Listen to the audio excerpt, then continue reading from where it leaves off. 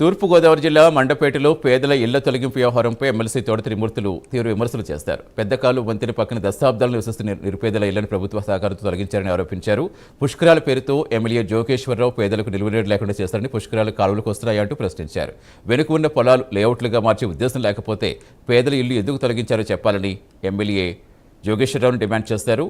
తాను అభివృద్ధిని అడ్డుకుంటున్నారన్న ఆరోపణలు ఖండిస్తూ గత 15 ఏళ్లుగా కాలువలపై ఉన్న బ్రిడ్జిలు ఎందుకు నిర్మించలేదని నిలదీశారు.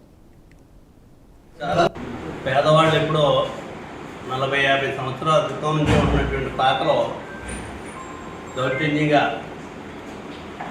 ఎమ్మెల్యే గారి యొక్క సహకారంతో ఈ ప్రభుత్వం పూర్తి చేసినటువంటి విషయాన్ని ఈ రాష్ట్ర ప్రజలందరూ చూశారు. మీడియా ద్వారా ఆ ఆర్తనాదాలు, ఆ శాపనార్థాలు కూడా చూశారు.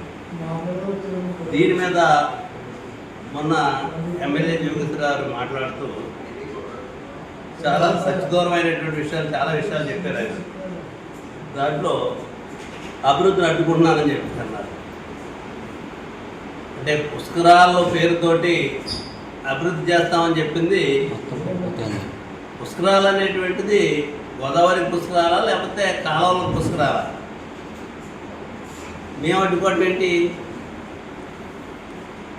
అంటే, మీరు చేసినటువంటి వెనకాల ఉన్నటువంటిది నా భూమి 10 ఎకరాలు లేదు, 3 ఎకరాలు సుమారు 4 ఎకరాలు ఉందని చెప్తున్నారు.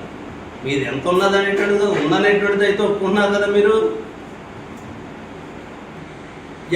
కూడా సంతోషంగా సుఖంగా లేదు. ఆ పక్కన జగన్మోహన్ రెడ్డి గారు ఇచ్చినటువంటి ఇళ్ళు ఉన్నాయి. ఆ పక్కన నేటూరులో కానీ దోర్పూడిలో కానీ ఇన్ని ఆయన కూడా సొంతంగా స్థలాలు ఇచ్చి ఇల్లు కట్టించాడు. మరి అక్కడ ఉన్నవాడిని 10 మందిని కేకేసాడు కంటే ఇక్కడ ఉన్నవాడిని 10 మందిని కేకేసాడు కంటే మేము సంతోషంగా ఉన్నామనేటువంటిది అలా చెప్పగలిగితే. అల్లూరు జిల్లా అరకులోయలో ముఖ్యమంత్రి చంద్రబాబు నాయుడు